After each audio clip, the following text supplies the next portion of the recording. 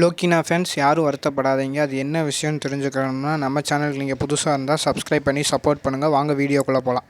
நம்ம super star இப்போ Jailer 2 பட ஷூட்டிங்காக கேரளா போகிறதுக்காக ஏர்போர்ட்டுக்கு போகிறப்போ நம்ம ரிப்போர்ட்டர்ஸ்லாம் போய் ஏதாச்சும் ஒரு டெம்ப்ளேட் கிடைக்குமான்ற மாதிரி அவர்கிட்ட கேள்வி கேட்டாங்க.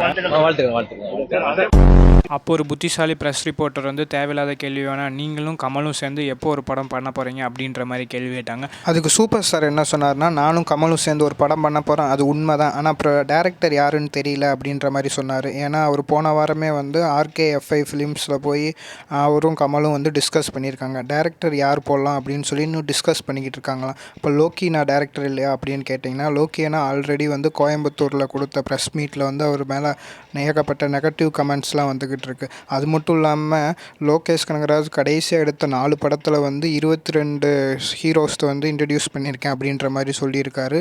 தமிழ் சினிமாவில் எனக்கு ஒரு முக்கிய பங்கு இருக்குது அப்படின்ற மாதிரி சொல்லியிருக்காரு. அப்போ சூப்பர் ஸ்டார் ரஜினி, கமல் இவங்களுக்கெல்லாம் பங்கு இல்லையா அப்படின்ற மாதிரி நெட்டிசன்கள் ரொம்ப அவர் மேலே ஒரு புகாரை வச்சுருக்காங்க. இன்னொரு கம்ப்ளைண்ட்டாக என்ன சொல்லப்படுதுன்னா, அவர் கூலி படத்துக்கு முன்னாடி ஒரு மாதிரி பேசுகிறாரு, பின்னாடி ஒரு மாதிரி பேசுகிறாரு அப்படின்ற மாதிரி சொன்னாங்க. ஏன்னா ஆல்ரெடி அவர் என்ன சொன்னார்னா, எனக்கு 1000 கோடி 2000 கோடிலாம் தேவையில்ல, அந்த ₹150 மக்கள் கொடுத்து பார்க்குற ₹150 எனக்கு சாட்டிஸ்ஃபேக்ஷன் பண்ணால் போதும் அப்படின்ற மாதிரி அவர் சொன்னார். ஆனால் இப்போ என்ன சொல்கிறாருன்னா, மக்களுக்காக என்னால் படம் பண்ண முடியாது, அவங்கள சாட்டிஸ்ஃபேக்ஷனுக்காக என்னால் படம் பண்ண முடியாதுன்ற மாதிரி சொல்லியிருக்காருன்னு சொல்லி பல வதந்திகள்லாம் பரவிக்கிட்டு இருக்கு. ஆனால் அந்த மீட்டிங்கை சரியாக நோட்டீஸ் பண்ணி பார்த்தா அவர் அந்த மாதிரி சொல்லலை, அவர் வேறு மாதிரி சொன்னார். இவங்க வேறு மாதிரி எடுத்துக்கிட்டு இந்த மாதிரி அவர் மேலே புகார் தெரிவிச்சுக்கிட்டு இருக்காங்க.